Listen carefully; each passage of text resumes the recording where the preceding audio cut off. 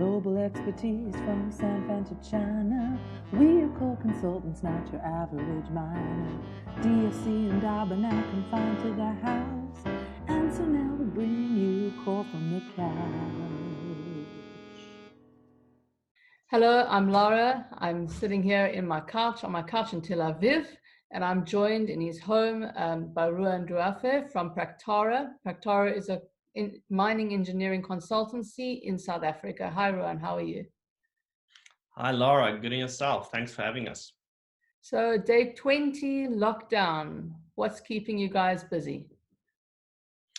Yeah, well, Laura, we've been fortunate enough that we do have a lot of projects going on at the moment. A lot of our work, fortunately enough, can happen remotely. So we entered this crisis really with a couple of projects that we had to deal with. So yeah, we're keeping busy, even though it is challenging times in the market. What sectors in particular in terms of the projects?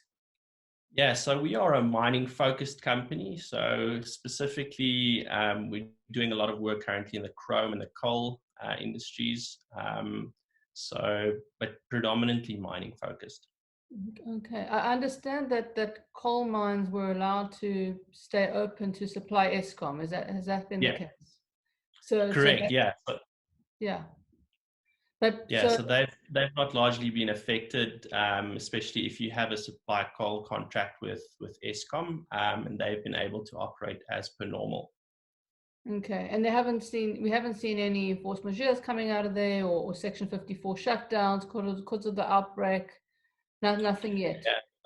Yeah. So the force majeures were largely, came firstly from the platinum industry. So we saw the likes of Amplats and Implats, followed by ARM. Sibanye, they've all declared force majeure, but obviously with the new regulations coming out last night, we saw that the government allowed these operations to sort of restart their operations, going back to roughly 50% of their capacity, and they're ramping that up hopefully by end of May, getting to some sort of normalcy in the mining industry. So they're getting to a normalcy, but what I understand is that if there's any outbreak in the coronavirus, they will shut down for at least 2 weeks. Is that how it's going to be? Yeah. So there are talks that the operations have to have certain protocols in place.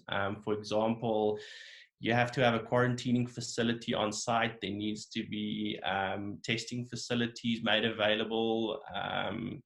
So there's all sorts of requirements that government is mandating these operations to adhere to for them to be able to stay open. So I believe that if those protocols are in place, you are able to effectively quarantine people, you would be able to stay open. If not, then you would obviously be issued with a Section 54. I was reading last night some of the numbers in South Africa, and they've only managed to, out of a country of just over 50 million, they've only managed to test around 87,000. What are the chances of these mines being able to adhere to the protocols and test people? Yeah, that is the real challenge. So I think the government has been really good at setting up these tracing teams. So everybody that had risk of exposure when the pandemic broke out, we were able to sort of intervene right at the beginning and sort of catch it quite early. So even though our number of tests that we've done per capita has been quite low, we've been able to flatten the curve quite aggressively. So I think that's why government is mandating these operations to sort of try and adhere to these requirements of testing, quarantining, but knowing the fact they've done pretty well in limiting the spread when the outbreak began. So, but yeah, that will be the real challenge. There's a lot of businesses popping up left, right, and center offering heat scanners and fever scanners and testing protocols and stuff. So it's good to see from an entrepreneurial point of view. But the efficacy of that would obviously only be proven over time. When I left South Africa in February, I saw a hawker standing and selling masks, and I was like, no, come on, what's going to happen? And he was right.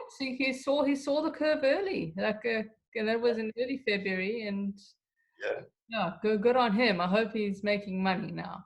If he exactly. Yeah. continue that very critical service. Very Um, scarce commodity that. Yeah, like I always feel that the mining consultancies is a barometer for the health of the mining industry, because when you guys are busy and you're getting a lot of projects from all over the sector, then you know that there's a pickup. And I know that you were very, very busy this first part of the year. What's Yep. happening now? I know you still got your projects that were signed then. Is anybody signing now? And what do you think is going to happen post-COVID-19?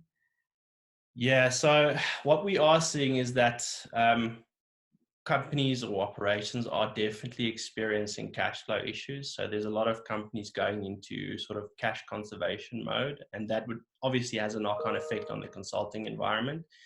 You're not seeing companies necessarily looking to start up massive mines during this time or setting aside massive exploration budgets during this time, because purely they have to manage their working capital requirements. So yes, I think we're planning on having a pretty tough accounts receivable account to deal with in the next 3 to 6 months, just purely because these operations are all looking at cash management strategies to keep their businesses afloat. As long as they still pay you.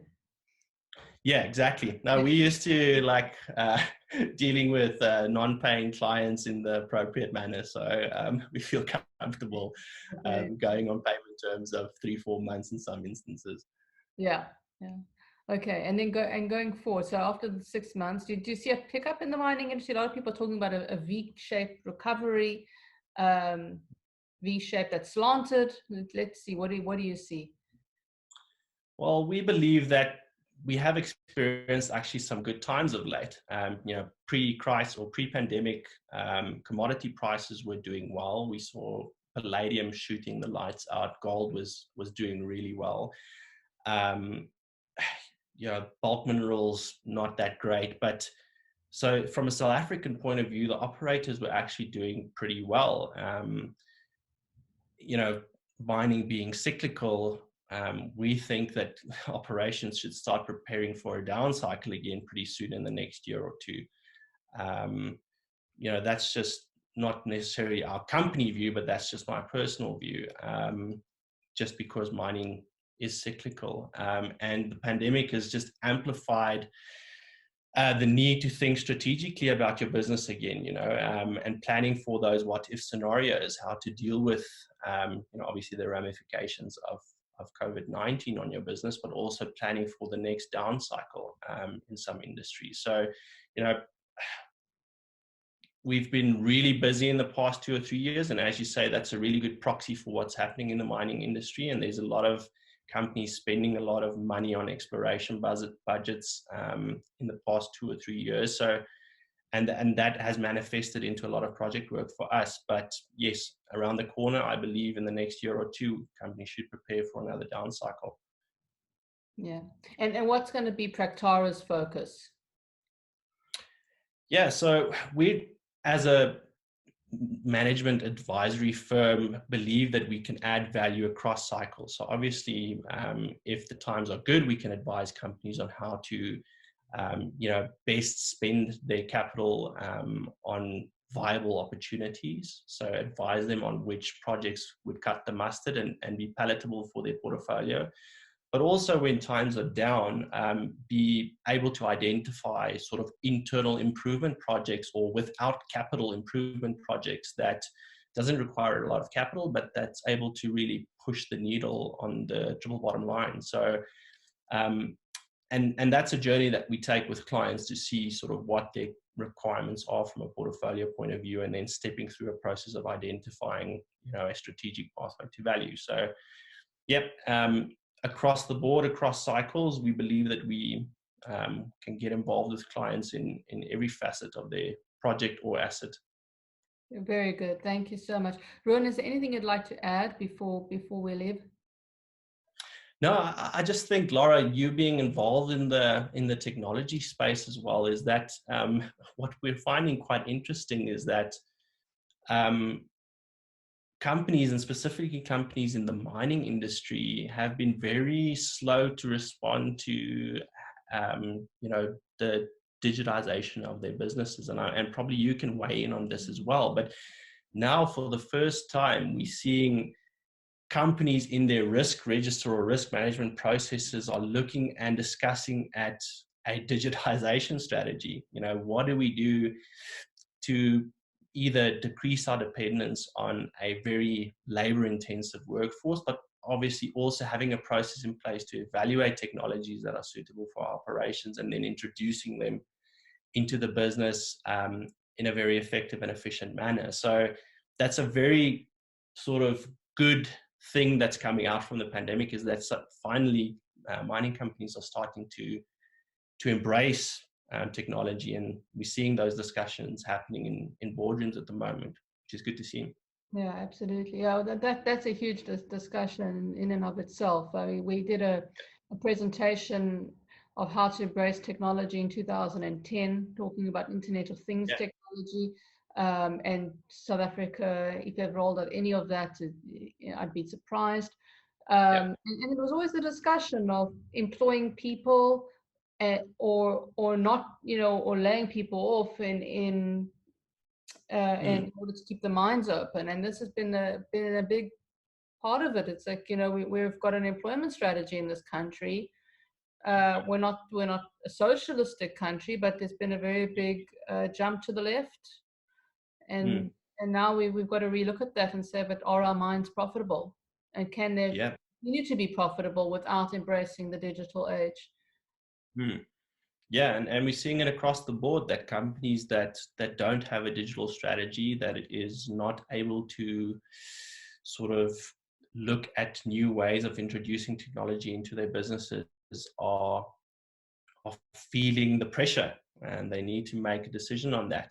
They need to keep abreast of how technology can improve their businesses. So it's a necessity is the mother of all invention. So I think that's the only single positive thing that I think that's come out, is that people are starting to think more strategically about their businesses, specifically from a technology point of view. So it's been good to see. Yeah, absolutely. I mean, that like I said, it's a massive topic. It's even worth another chat to see where we can end up in that. Not just in South Africa, by the way, but globally, where the mining industry has been slow to react. And this is just something that we're seeing, and you can't stop this whole fourth revolution. It's going to happen at some point. It's going to touch in every sector, every part of our lives, and the mining industry is no different. Absolutely. All right, Ruan, we're going to leave it there. Thank you so much, and thank you, Lara. Stay safe. Same to you. Keep safe, and all the best for your business in these trying times.